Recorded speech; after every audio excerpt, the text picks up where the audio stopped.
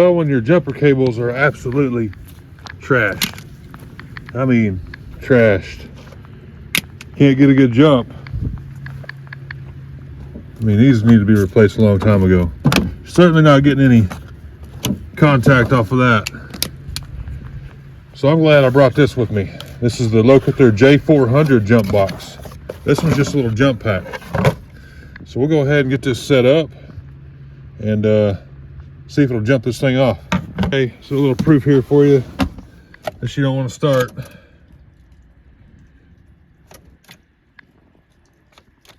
Nothing.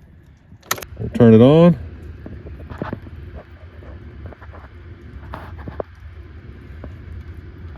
And it's ready. You hear it click. 6.6 volts. Vehicle's dinging. Let's go see if it'll jump start it now.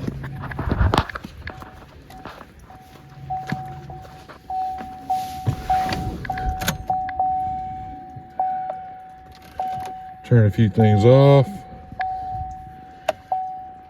And tire's flat as can be, but here we go. Oh.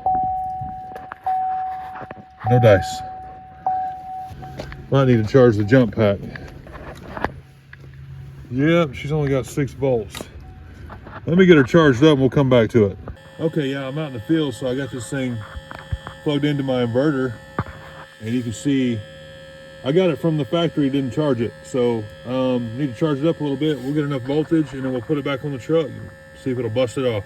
Well, we got her hooked back up. Let's give her another try.